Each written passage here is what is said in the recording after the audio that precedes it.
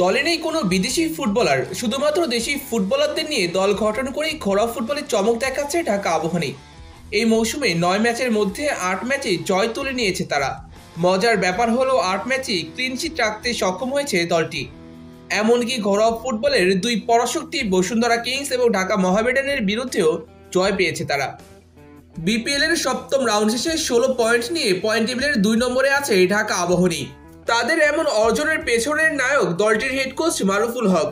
দেশের ফুটবলের জনপ্রিয় এই কোচ স্কোয়াডে থাকা ফুটবলারদের মধ্য থেকে সেরাটা বের করে আনতে সক্ষম হয়েছে, যার কারণেই মিলছে আশানুরূপ ফলাফল। এই মৌসুমের শুরুতেই বিপিএলে নিজেদের প্রথম ম্যাচেই ফকিরাপুলকে হারিয়েছিল 2-0 গোলে।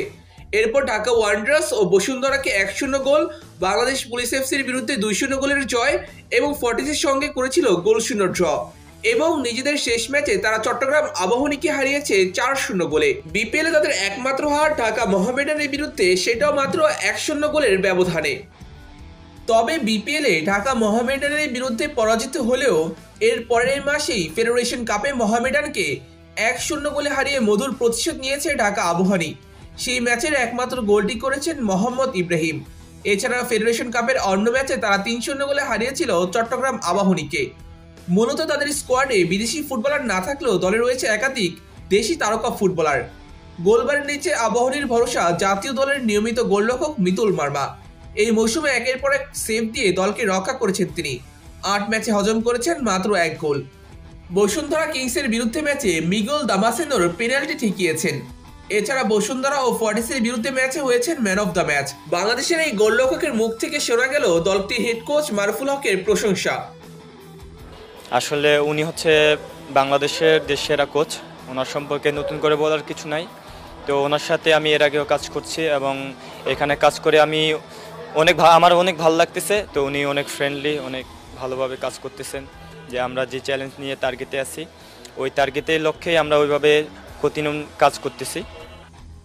অন্যদিকে ডিফেন্স লাইনে অভিজ্ঞ ও তরুণদের মধ্যে দারুণ কম্বিনেশন তৈরি করেছেন মারুফুল হক।